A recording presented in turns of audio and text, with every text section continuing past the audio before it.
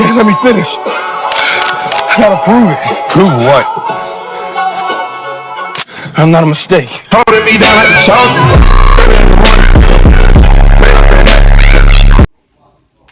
What's up, guys? Welcome back to Juicy Fit TV.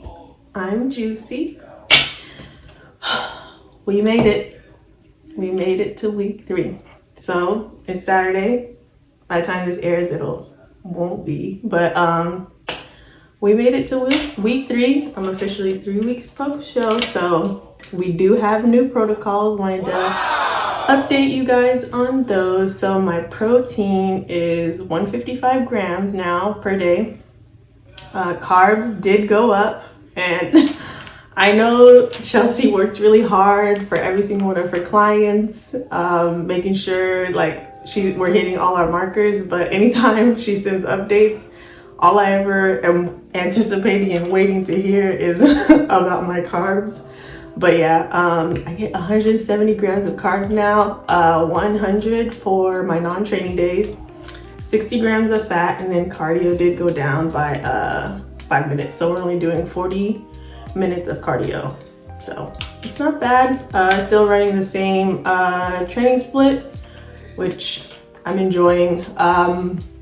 Right now, she did map out our reverse plan to me. So right now I just need to chill out. Use this time to perfect my form, because we're technically not in my growing phase just yet. So what I just need to do right now, enjoy the carbs, enjoy the lighter cardio. We're tapering everything off, just getting myself to a good, healthy, sustainable level before I go into my actual growing phase and all that stuff. So like I said, I'm using this time to perfect my form. I did make a friend at my bodybuilding show, and she's just been very sweet. She's gorgeous. Okay. She's been very sweet. She actually shared some tips with me for my front squat, because in our app they do have demonstration videos and all that stuff, but I'm always open to receiving feedback, tricks and tips to help. Not to say that Chelsea doesn't already do that, but she has an entire client list that she has to worry about and all that stuff. So using the bodybuilding show was kind of a great networking opportunity, and a new friend came out of it. So she was very sweet to share her tips with me and all that stuff. I'm just, like I said, using this time to perfect my form, so then once we start adding weight, I can, maintain that and just keep progressing. Because like I said, this was fun. I was there enjoying the moment and all that stuff, but I gotta get ready for my my 2026 season. But yeah, those are the updates. As far as I'm feeling, I do feel a major shift between last week and this week, because like I said, going from week 1 to week 2, it was a major drop off, and then coming into week 3, I do feel a lot better. Everything's kind of evening, and then just in general, speaking with Chelsea, she kind of helped me calm down. She's like, girl, please relax. We're literally 2 weeks in, so it just kind of helped ground me, recenter me and all that stuff. Just trying to calm down. And I did, if you guys keep seeing me look down, is what I'm trying to do with the channel is just keep things a little bit structured, have a flow, have a system and all that stuff, so that I can stay organized basically. But yes, so I am feeling good about that.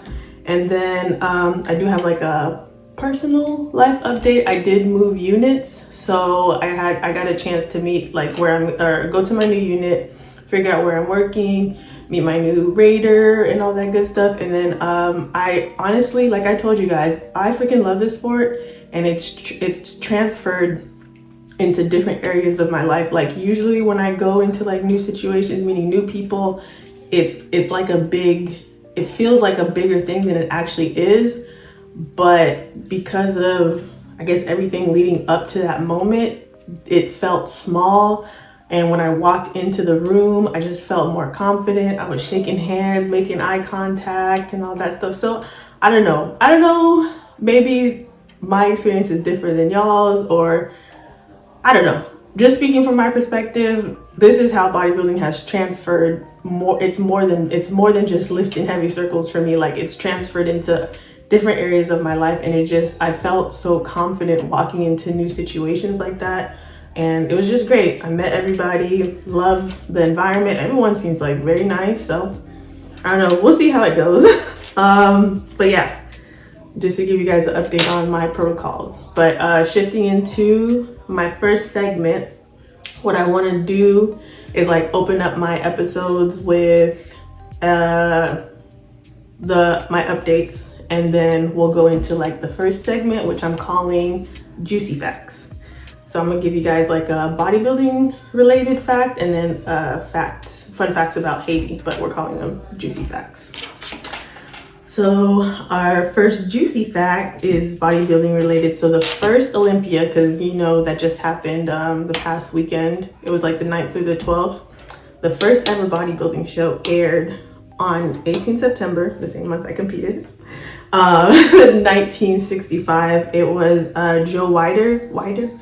He wanted to create a show to allow for bodybuilders to continue competing, because they had like other types of shows going on, but once those shows were done, like that was it. So he created another show to allow them to continue to compete and earn money and all that stuff, because it's no secret that bodybuilding is expensive. Well, at least the shows, but living the lifestyle, you're gonna have to eat and move your body anyways.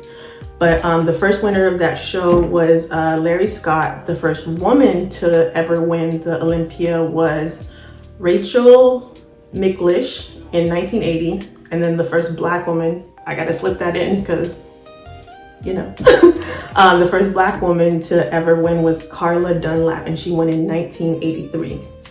And then pretty much as far as like women is concerned, they competed from like the first time they had women competing to begin with, and then they had to cancel a show in 2014, and there was a gap where no woman was competing in the Olympia at all from 2014. It didn't pick it back up again until 2020, like around the pandemic.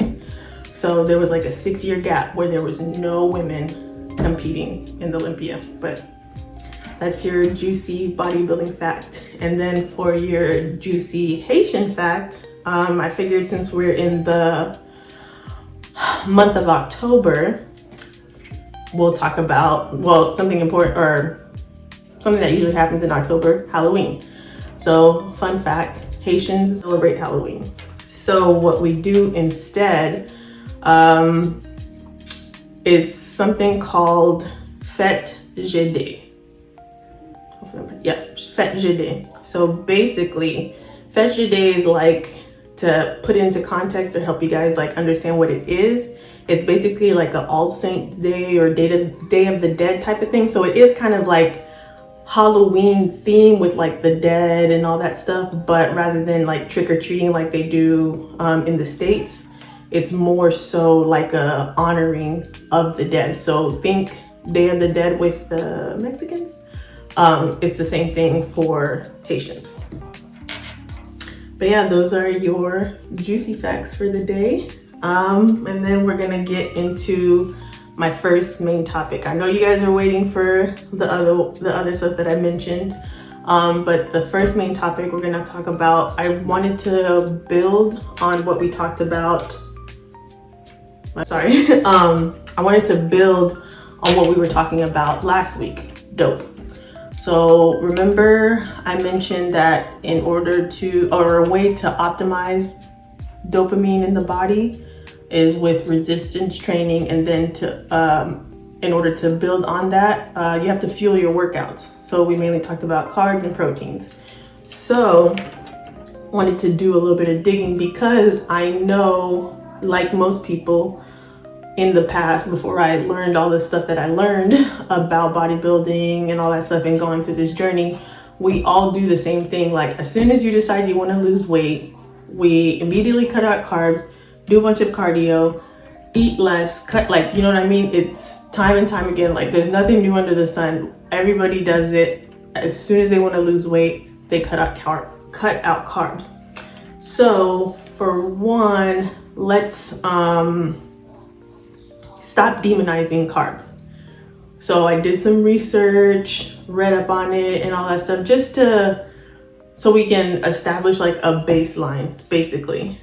Because usually I feel like whenever the reason why people cut out carbs is because when we think of carbs, you're thinking French fries, we're thinking sandwich bread, eating too much rice, even though like most Asian cultures eat rice, but they're not huge. It's just like the refined processed versions of carbs is what people have in their mind. So then that's probably what leads everybody to cut it out when they want to go on a diet, like things with like a lot of refined table sugar. That's what causes people to cut out carbs. So then we completely ignore the good carbs that could help us get our gains. So full name of the compound is carbohydrates. I think also too, shortening the name is a way where we kind of like, I don't have the perfect words, but I think shortening the name also too is part of the problem. So it's carbohydrates, like the name tells you what the thing is. So to give you like the full definition, it's a class of naturally occurring compounds and derivatives, like think your sugar alcohols, like all the sugar substitutes that people also demonize, like they're making that from actual carbs. So when people are trying to tell you, oh, they'd rather drink like a full sugar drink because they can't pronounce the things that are in like the zero calorie, zero sugar drinks. But anyways, so it's a class of naturally occurring compounds and derivatives formed from them. Carbohydrates are probably the most abundant, widespread organic substance in nature and are essential constituents of all living things. So every single living thing needs carbs. So like I was saying last episode, cutting out carbs is killing your workouts, making you leave gains on the table. The term carbohydrates, because it's two elements combined, so you got your carbon and it's water carbon. So yeah. It's a watered carbon, generally formed, and it has like the element name. So it has 2 carbon elements and then 2 water. So that's where you get the H2O to make it watered carbon, and is commonly used to represent many carbohydrates. So you have your mono saccharides, disaccharides, oly, and polysaccharides. All these are like different forms of carbohydrates. The most common one is polysaccharides. So I will link the episode where the article that I got this information from. So if you want to like read deeper into it, but I pulled some key things that I thought would be beneficial to everybody so we can stop demonizing carbs. So the energy in the chemical bonds of glucose indirectly supply most living things with a major part of energy that is necessary for them to carry on their activities. Glycogen, which consists of branched chain of glucose molecules, is formed in the liver and muscles of higher animals and is stored as energy, which is essential for cell function, guys. For cells, for all your cells, you need energy. In order for the cells to carry out their tasks, they need some type of fuel. So that's why I can't stress this enough, and I'm using science to back it up. Stop hurting yourself by not properly fueling your workout. So also too, this is another way to look at yourself. Like if you're someone who maybe let yourself go and you weren't properly using your carbohydrates and you kept lowering and reducing your activity, you're not really fat. You just have a lot of stored energy. So you just need to use your stored energy, basically. But yeah, that's what I wanted to share with you guys. So like I said, I'll link the article where I got all of this from so you can like do a deeper dive, and then you can start looking at different types of carbs, because we have the, like, French fries are just potatoes that they put in freaking oil. So if you're on a fitness journey, just don't fry it. Use the air fryer. Or if you are going to use the oil, use a little bit according to the serving size, like spray it and then put it in the air fryer so that you can get like the crispiness of actual French fry, but then like reduce the calories, because then you're just giving your body too much energy. And then if you're not using it in your workouts, your body's just going to store it and say, I'm just going to use it for later, which is what has people looking fat. So if we give our body enough energy, carbs, use the energy to fuel the workout, and your body is like properly functioning, you know, using everything that it gives you, using fiber to flesh out, like, because pretty much after every meal you should be using the bathroom. So if you're properly fueling your workouts, your body gets to use the energy. That means it's not going to keep anything in the reserves, so then you won't look as big, which is everybody's goal, is to lose weight or pretty much like have their body look the way that they want it to look. So yeah, just like I said, I'll link it so you guys can read up on it some more, but start maybe thinking in terms of this instead of demonizing carbs, so that the next time you decide to go on a fitness journey, or you hear somebody going on a fitness journey and the first thing they say they want to cut out carbs, carbohydrates, you can tell them, hey, don't cut out carbs, because you need carbs to fuel your workout. It's essential to all your cells so that your cells can do what you need it to do to keep your body running. But yeah, I don't want to beat a dead horse, but that's all I wanted to touch on as far as carbs is concerned. Moving on to the much anticipated segment 3, right? So this is when I want to go into like the hot topics, what's going on in the news, because obviously there's it's gaining some traction, because like I said, this past weekend, right? Was it this past weekend? Should have been.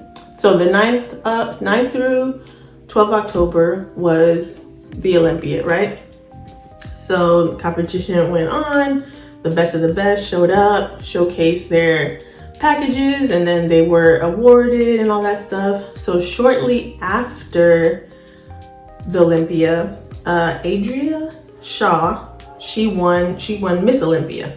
This was actually her 6th title. So remember I told you there was like that gap where there were no female competitors. When they did have enough female competitors to compete, which wasn't until 2020. That's whenever she appeared on stage for the first time. So she won Miss Olympia, and soon after she won, she posted a very interesting picture on her social media. It was a picture of her and Mr. Olympia, and like right above their heads, they had she had like their payouts of pretty much how much they won for competing in the show. He won $600,000 and she won $50,000. Both life-changing amounts of money, but it did stir up some drama. It got everybody talking and all that stuff. When I saw it on social media, I had the immediate emotional knee-jerk reaction like everybody else. It was like a gender thing, and I took to social media. I was typing. I was like, what do you mean, da da da da? Because let's just talk about it. Like, in preparation for the competition, it's not like she got a discount on her food or anything like that. Yes, they're competing in different divisions, but they're both enhanced athletes. They both have to work out, eat, blah, blah, blah. It's not like they're getting different treatment because of their gender, because this is essentially what it boils down to. It's like it's adding another log into the whole gender thing, right? So like I said, I saw it on social media and I was just like, oh my God, because I'm thinking of like everything that I did I know I compete on the amateur level, but I was just thinking about everything that I had to do to get ready for this, all the things you have to like invest in and pay and all that stuff. I was like, oh my God, they're dividing us all over again. Like, why is he getting $600,000 and she's only getting $50K? And mind you, As a female competitor, it's a little bit more expensive, or maybe the prices kind of even out, but I just know with like hair, shoes, makeup, and all that stuff, our prices kind of like tend to go up. And then like if you're, because I know some enhanced athletes tend to lose their period, but I know like on the amateur level, if you still keep your period, like you still have to like do the upkeep for being a woman and all that stuff. So I was like, it's more expensive to exist as a woman anyways. Like why is she not getting paid just as much as him? And her physique was amazing. So in preparation for the episode, I started like to do some research and all that stuff. And then I was looking at it, I was like, okay, after having my emotional response, I was like reading the information. I was like, okay, if we're just gonna keep it to gender for now, right? Just to gender. I was looking and I was like, okay, number of male competitors versus female. So it's 91% male competitors to 9% female. Like, why is that important? Well, let's just think about it, right? There's 91% of men pouring into the Olympia because you gotta register for all your classes, register for like the membership to even like compete, because you have to do that and then you pay for each class that you want to compete in. So if it's 91% males doing that, so that's already like them kind of like reinvesting back into the Olympia, and it's only 9% women that are competing. So the amount that's being invested is already divided right there. And then also too, thinking about it, because the response, I guess, that we're all getting from the powers that be is that it's the men that are bringing in more viewership. And I'm thinking to myself, okay, something like bodybuilding, is it something that's widely watched, cared about by men or women? If we're being honest, how many women are really interested in bodybuilding? And just wait. We're just stating facts for now. But yeah, after reading that, I had to like, okay, let me regroup, because I know my first reaction, like my knee-jerk reaction, was an emotional one. But now, like after seeing how many male competitors versus female competitors we had,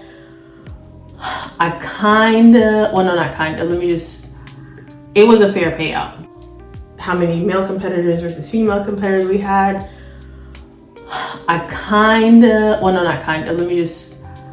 it was a fair payout.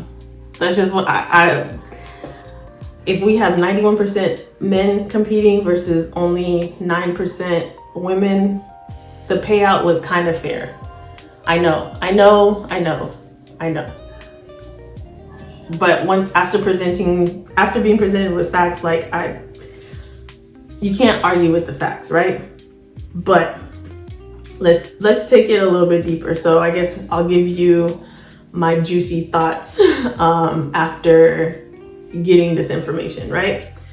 So in looking at the picture, comparing the side by side, thinking of what it's like to be a female competitor and all that stuff, I understand the frustration, because like biologically men are like already set up for success for bodybuilding, so the sport is a little bit harder. So at face value, it looks unfair that he got 600K and she only got 50. Putting that aside, we can't take away the fact that this stuff costs money. Everyone agrees that bodybuilding is expensive, but don't realize like how much money it'll take for like the lights, the camera, reserving the damn venue, hiring people, because this isn't like a mandatory thing, like hiring people to be the camera crew and all that stuff. Like all that stuff costs money. So if you have 91% males, I guess 91% of the competitors being male, 1% of that competitor reinvesting into the competition, it's only fair that money gets funneled to that competitor. And then the other thing, the other issue that I feel like this kind of raises, before I go into that, I still think it's good that she did this, only because I feel like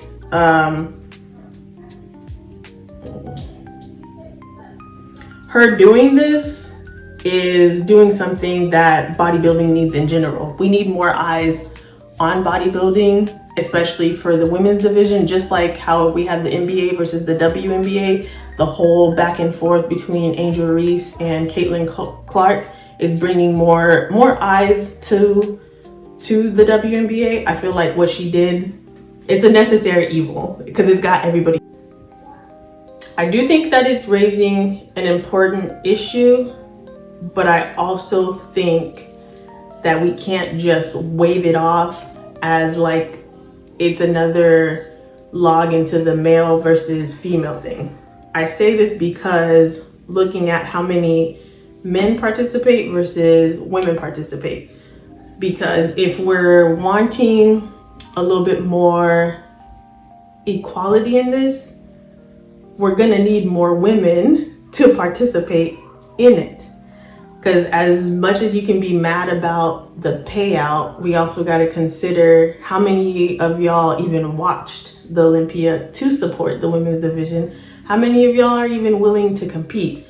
Which I also think the reason why we don't have a lot of women competing to begin with is because of the stigma that goes along with women even putting on muscle. Because you're doing the side by side, they're comparing them. Because a lot of women want to stay away from bodybuilding in general because they feel like it's gonna make them look manly or whatever. So that in itself might be the reason why we don't have as many female competitors as we do. Which no one is saying that you have to compete in her specific division, which is good that they have all the different divisions. You got your bikini, your wellness, which was added in 2021. So they're trying to grow the sport, and then with them adding fit model, where you don't have to be as conditioned. So while it was a big spotlight on, I guess, pay inequity, them adding fit model could be the solution.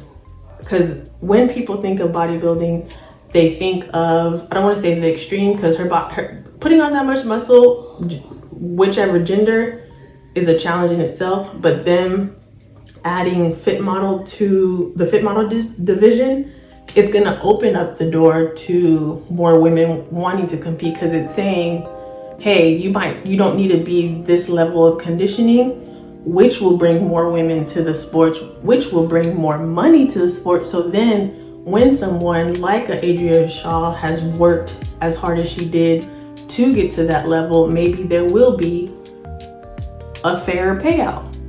So we have the problem of the pay inequity, but it seems like they're trying to do something about it.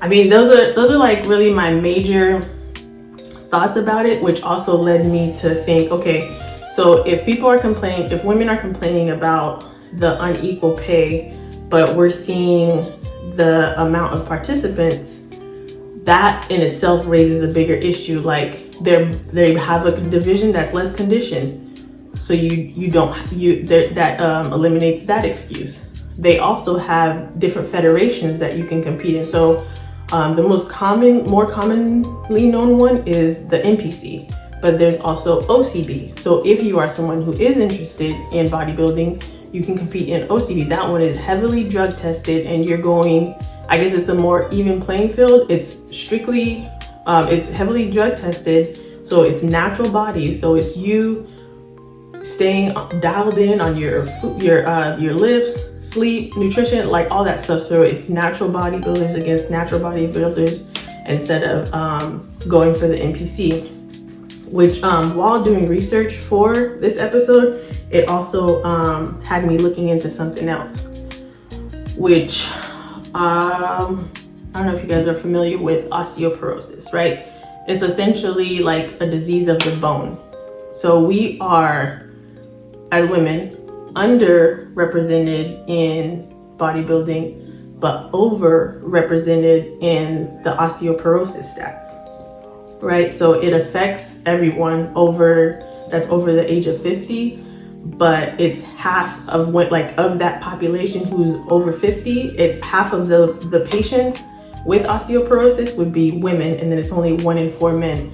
And typically, just like the stats kind of outline, and most of in the gym that I go to, I see more men in there than I do women. So we can't complain about an issue, but then not be proactive about it, because as we do get older, your bones get weaker. Your bones is what holds up your body, but in order to hold up your body, your bone needs muscle. So building muscle is not a man thing anymore. Yes, I understand the stigma. For the longest, the thing that was shoved in our face was that a more feminine build was someone that's small, petite, thin, or whatever, which is hurting women.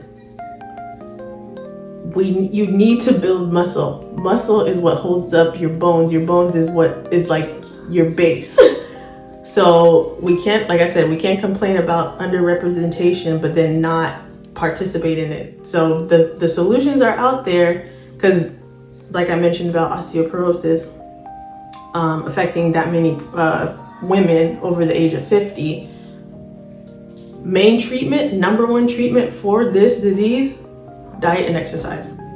Simple, diet and exercise. So we can't keep using, I understand the stigma, because that was the foundation of this, unfortunately, of this country, is racism, sexism, and all that good stuff. But we have the internet now, we have books, stuff's coming out where what we've been told for the longest is no longer the thing. So the whole thing about, oh, you'll get bulky, or you're not as feminine, this, that, and the third, for having muscle on your body. People every day are crushing and killing that stigma every day. There are beautiful women with muscle on their frame, and you could still tell that they're women. So this, like I said, I like that this came out, because it's raising a lot of issues. It's gotten a lot of people talking. It's got more eyes on the Olympia, but it's also is raising a major issue. More women need to be in the gym. More women need to have muscle on their frame, which is something else happened over the weekend. Angel Reese, she's a basketball player. She got to walk on the Victoria's Secret stage, which was the first athlete ever to do something like that. Which, another thing, I feel that it is a good thing. So, because they're dismantling like all these stigmas, all these myths of stuff that's been like, that was like socially accepted. People are getting, like, they're crushing those stigmas. Like, you can be fit, you can have muscle on your frame and still be feminine, which I feel like all women want that. And even the wellness division, the one I compete in, I feel like that's the best balance of that too. And then you got Fit Mount, you got like all that stuff. Like, so the whole, everyone is looking at Adria Shaw's division as like the only division that you can compete in, and it immediately turns them off because they don't want to look like a man. There's other divisions, so that takes away that excuse. And I also think it's very dangerous of us to try and compare her to him, because that's only gonna add fuel to that fire. Because for the woman piece of it, comparing her to a man is not gonna benefit us at all. And then I'm Black, so I have to like look through the filter of that as well. A lot of Black women with muscle on their body, they're instantly painted as like masculine, aggressive, and all that stuff, which, like I said, I feel that's not, it's counterproductive. So I think we should use this situation to just educate ourselves more about building muscle and all that stuff. Yes, it was an unfair pay, but if more women participated in this, then this wouldn't happen. The competitors of the future who want to get to the Olympic level won't have to deal with this if more women get into the sport of bodybuilding. And like I said, they have more divisions now. If you guys watch Olympia, you'll see they have so many divisions now. So it really is no excuse, and we have the information coming out that building muscle is beneficial to everybody, young, old, man, woman, whatever your situation is, building muscle is essential and beneficial to everyone, okay? So yeah, I guess if you guys want, jump in the comments, tell me how you feel. Maybe you think I'm crazy for agreeing with the payout. Whatever it is, just jump in the comments. We can have a healthy, respectable discussion about it, because maybe there's a perspective you guys see that I don't see. So yeah, that was pretty much it. I just wanted to close out the before I do, I did see that the video that I got the most engagement on was my Fat Mama's Oats video. So if you guys want to see more of that, just let me know. I could do more reviews, just like I said, I'm very open to feedback. Whatever I can do to make my channel better, I'm more than willing to do. But yeah, I just wanted to close the episode out with motivation. That's how I want to structure my episodes. So I want just to build on literally everything that we talked about, the carbs and the situation with the Olympia. I want, for those of us who are interested in getting into fitness, just improving your overall life, to stop thinking about getting in shape, just getting right in general. Think of it less as like you're losing weight, because I feel like whenever you when people frame it that way, you start it almost creates like a panic in your head. Oh, I'm losing weight, so that means you're losing out on the fun weekends, you're losing out on this food, you're losing out on that, which might cause you to spiral, cause you to binge, cause you to do certain things that are not productive to your fitness journey, because you're afraid of losing something. Start thinking of it more as you're building the body that you want. I know everyone thinks of bodybuilders as the Olympia level, but when you're going into the gym and you're lifting weights, everyone is doing bodybuilding. We're all building the body that we want. So if you have a body and you go into the gym, you are a bodybuilder. Okay, you might not go on stage, but you're still building a body. Which, for example, my coach, she has different types of clients, because there's some that just want to work with her for meal plans. There's some that want to do the whole thing where they want to go through a prep and go on stage and all that stuff. But the ones that don't end up going on stage, she calls them her lifestyle clients. So you're someone who wants to go to the gym, but you still just living your regular day life, because like I said, I believe that bodybuilding is for everybody. Everyone should be involved in this. So start thinking of your weight loss journey less as weight loss and more so bodybuilding. And if anyone tells you, oh, you're not a bodybuilder because you never competed, no, let them know that Juicy told you you are a bodybuilder. If you go into the gym and you're lifting weights, you're prioritizing your nutrition, you're doing your cardio, you're making sure you get enough sleep, you are a bodybuilder. And we can see that with some of the Olympic competitors.